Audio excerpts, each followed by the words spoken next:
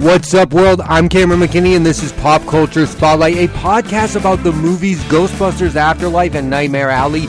First, let's talk about the movie Ghostbusters Afterlife. Here's a quick synopsis. Phoebe Spangler and her mom and brother move into her absentee grandfather's house, and while there, learn about his supernatural past as a member of the Ghostbusters. The film stars McKenna Grace, Finn Wolfhard, Carrie Coon, Paul Rudd, Logan Kim, and Celeste O'Connor. This is a good film to talk about because so many people really like this movie, and then on the other side, so many people really didn't. I mean, it's 50-50 whether or not you really like this movie, and I'm going to say it right off top, I like this movie. The standout performances come from McKenna Grace, who is only 15 years old, yet has already given two memorable performances in films. First in Gifted with Chris Evans, which is a super underrated film, and now in Ghostbusters Afterlife. She's the lead of her own blockbuster, and I think she gives a very fun leading performance. I'm a big fan of her co-star Finn Wolfhard. He is really good in the show Stranger Things. I know some people don't really like him and they think they're just putting him in everything because he's on that show.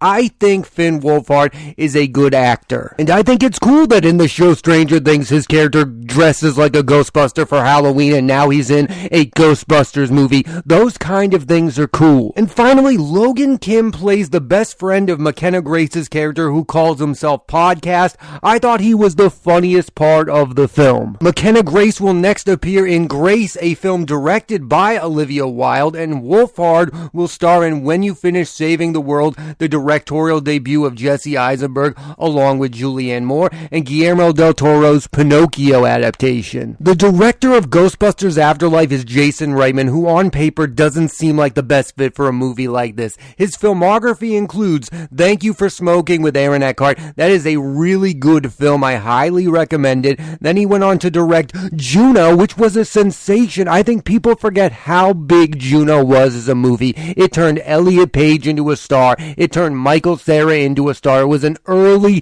Jason Bateman performance. J.K. Simmons is fantastic in that film. Juno was not only a box office hit, it was an Oscar contending film. Then he directed one of the best George Clooney performances in Up in the Air. And oh, by the way, Anna Kendrick has never been better than in that film. And then Young Adults with Charlize Theron. Jason Reitman does not direct big studio blockbuster films, so why exactly did he direct a Ghostbusters film? The reason is because his father is Ivan Reitman, who directed the original two Ghostbusters films. I mean, I can see how that can bother some people. Like if George Lucas's sons went on to direct future Star Wars movies, that would bother a lot of people. But let's not act like Jason Reitman is some schmuck filmmaker. This is a guy who's directed some of the best films of the past 20 years. Now, a lot of people disagree with me, but I think Jason Reitman is a really good filmmaker and deserves a shot to make a big budget movie. And overall, I liked what Jason Reitman did. And if you're a fan of most of his movies, I think you're really going to like Ghostbusters Afterlife. The problem is if you're a die-hard fan of the original films, this might not be the film for you. And as much as I did like this movie, there is a part of me that would want a different kind of Ghostbusters film like the ones from the 80s, led by the biggest comedic talents of their time. Give me a Ghostbusters movie with Seth Rogen, Bill Hader, Michael Cera, and Craig Robinson. That would be my dream Ghostbusters team. Who says no to that? I like Ghostbusters Afterlife, but it's not hilarious like the first movie is, and the first movie is hilarious because of Bill Murray. The kids in this movie are good actors, but they're not funny other than Logan Kim. Like, this doesn't feel like a comedy. It feels like a heartfelt film, which in and of itself is really good, but it's not a comedy. It's not a laugh out loud funny movie. And in recent years, these sequels of beloved franchises have become polarizing because it's nearly impossible to give people what they want. If you make a movie that's too similar to the original, like Star Wars Force Awakens,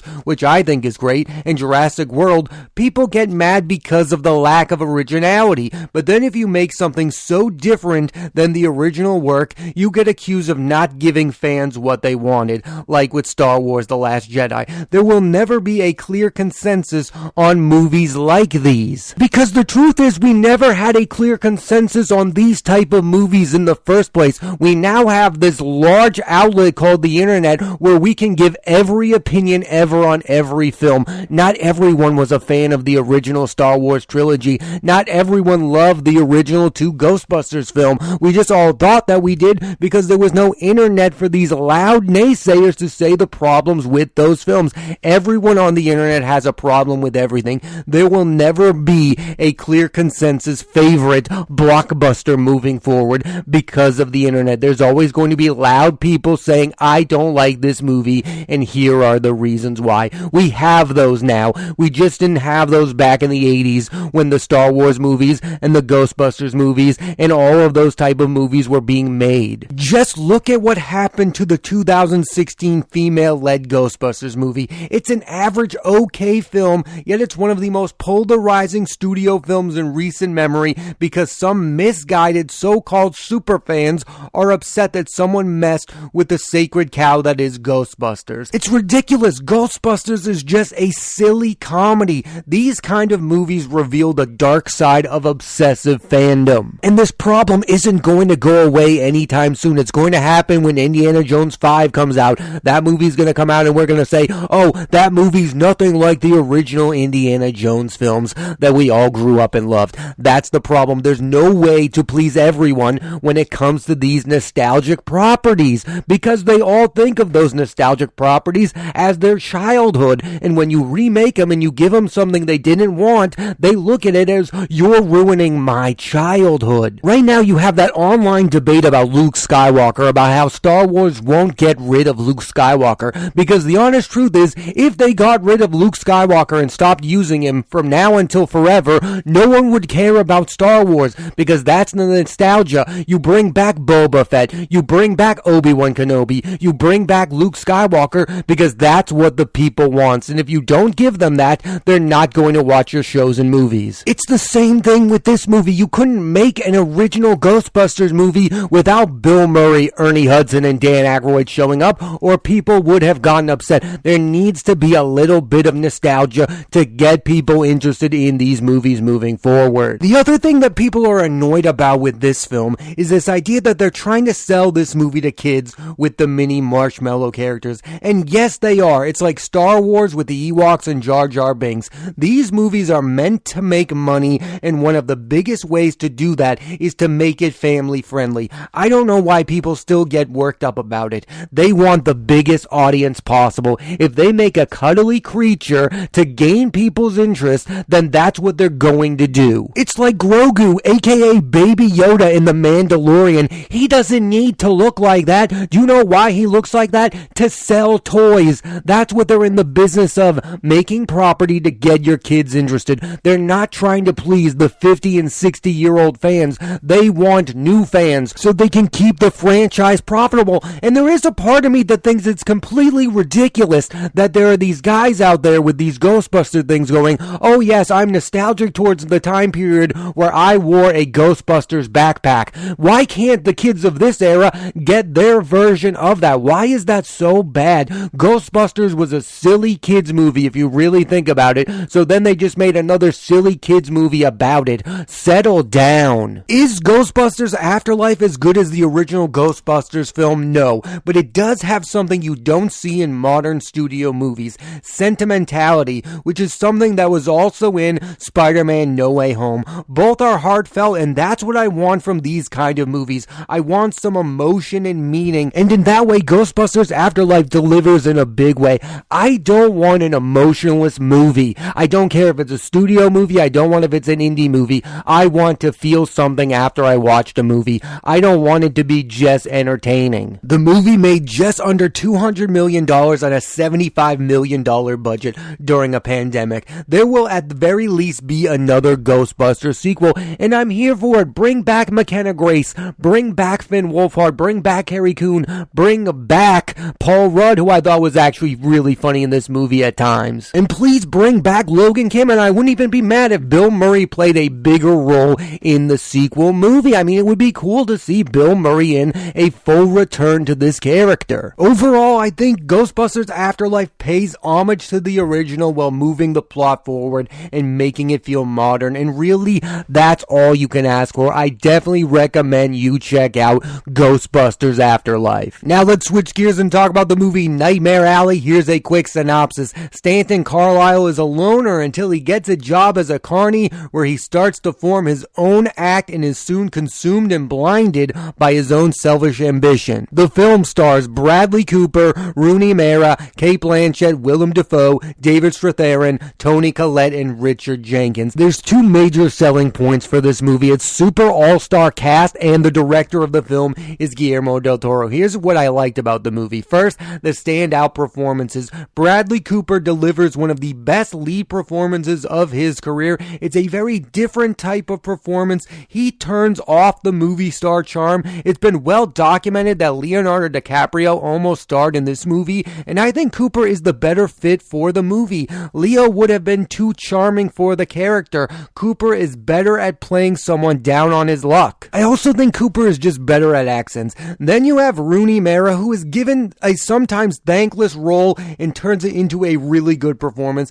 And one of my favorite things about Mara as an actor is her distinct voice. She has one of the most recognizable voices, and I first noticed it after seeing her voice a character in the animated film Kubo and the Two Strings, and her voice made her perfect for playing a carny in this film. Cate Blanchett has given two of the best supporting performances of 2021 in Don't Look Up and in Nightmare Alley, and her character in Nightmare Alley is a bit of a mystery. You're not quite sure what her motivations are. Next, you have David Strathairn, who is one of my favorite actors. He's appeared in 8 Men Out, A League of Their Own, The Firm, LA Confidential, Good Night and Good Luck, Temple Grandin, and Lincoln. In the last few years, he's given scene-stealing performances in Nomadland with Frances McDormand and Nightmare Alley. His scenes with Bradley Cooper are some of the best in the movie. He's one of the best supporting actors of all time. And finally, Toni Collette is on an incredible run in recent years. She starred in Hereditary, where she should have been nominated for an Oscar,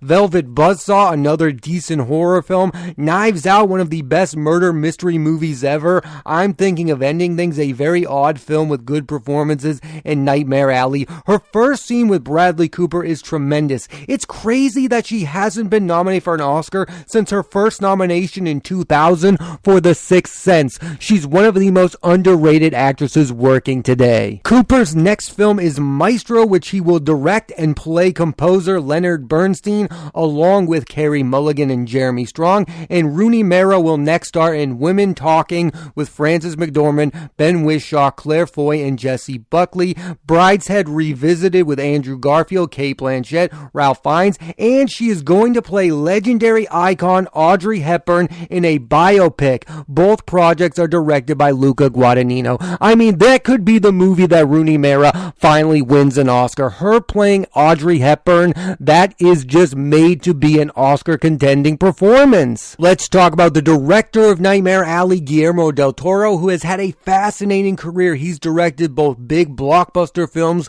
like Blade 2, the Hellboy movies, and Pacific Rim, and in recent years, these strange yet really good smaller films. They include Crimson Peak, which I loved, The Shape of Water, which won Best Picture, and for it, Del Toro won Best Director at the Oscars. He gets great performances, particularly from actresses Mia Wasikowska and Jessica Chastain in Crimson Peak, Sally Hawkins and Octavia Spencer in The Shape of Water.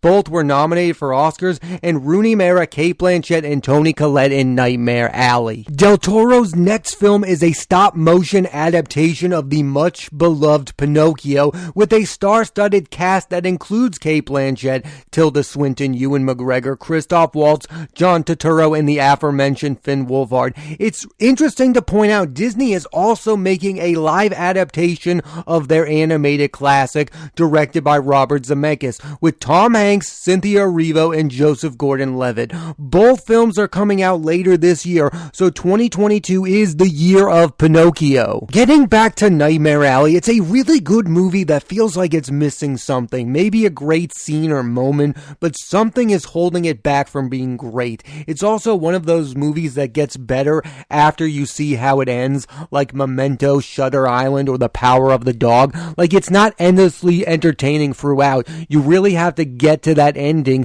to see the bigger picture, and that can annoy some people. That can annoy me at sometimes. I mean, I'm watching this 2-hour movie. I feel like the whole 2 hours should be meaningful. Why should I have to uncover the whole ending by the end mark? I'm also someone who's not the biggest fan of this idea that a movie can be great just because of its ending. I think the whole thing needs to work. I think the whole movie needs to be good. That's why Fight Club is a great film in my mind. It not only has a great ending, it has a whole great movie in the middle, in the beginning. The whole thing is great. Nightmare Alley is not great throughout. It's a really good movie with a great ending, but that ending overall does not make the movie great. Let's talk about this movie's Oscar chances. There's a slim chance that Bradley Cooper could get nominated for Best Leading Actor, although he has a way better chance at getting nominated for Licorice Pizza, a film I will be talking about next week on this podcast. There's also a strong possibility that Cate Blanchett gets a Best Supporting Actress nomination. She's a 2-time winner for The Aviator for Best Supporting Actress and Blue Jasmine for Best Leading Actress, and has 7 overall nominations. And you can't count out Guillermo Del Toro for Best Director, even if right now it feels unlikely. I think there's 0 chance that this movie gets nominated for Best Picture. I could be wrong. I just don't see it as an Oscar contending film. Although this year there is going to be 10 films nominated. Could I see Nightmare Alley being the 10th film? It's a possibility, I guess. I want to talk more about Bradley Cooper because I do think he's kind of become the face of movies in this weird way.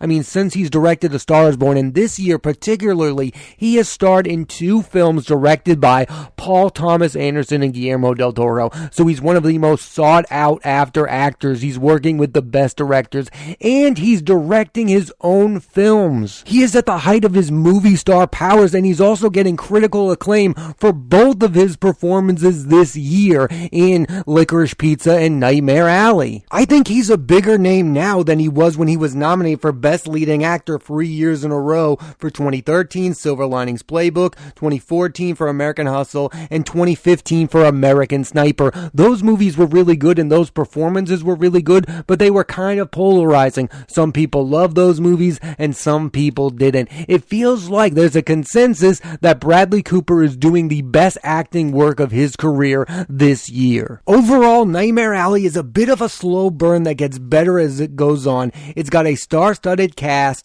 It's a really suspenseful character piece that is rewarding by the end. Is it the most entertaining film of all time? No. Is it the funnest film ever? No. But if you're a fan of Del Toro's work or Bradley Cooper's, it's definitely worth seeking out. I think it's my second favorite Del Toro film, my first being Crimson Peak. I don't know how you can watch the movie Crimson Peak and not enjoy it. I think Tom Hiddleston gives one of his best performances. Jessica Chastain is great in it. Mia Wasikowska steals the movie as the lead. I really like Crimson Peak. Charlie Hunnam in Crimson Peak. I wanted Charlie Hunnam to be in Nightmare Alley. He's given 2 really good performances in 2 Del Toro films, Pacific Rim and Crimson Peak. Let's end this podcast by talking about the year that Willem Dafoe had in 2021. He appeared in the biggest movie in the world, Spider-Man No Way Home, and films directed by Wes Anderson, Paul Schrader, and Guillermo Del Toro. That's iconic. He was able to do weird indie films with all-time great directors while also appearing in a big budget studio blockbuster like Spider-Man No Way Home. Dafoe is not slowing down. He's really good in this movie. Everyone is really good in this film. I definitely recommend you watch Nightmare Alley. I think one of the reasons this movie isn't a bigger hit because it's a mystery film that takes itself way too seriously. Like, the mysteries that are doing well are the ones that are funny, like Knives Out. Like, these are murder mysteries that everyone's watching and they want to get to the end to find out what happens because they're having a fun time watching it. Like, Nightmare Alley is not a fun, good time. I think it's a rewarding film, but it's not a fun film. Like, one of the most popular shows on right now is The After Party on Apple TV. That's a fun murder mystery. Those are the type of mysteries that everyone is seeking out. I think they should be seeking out movies like Nightmare Alley. I do think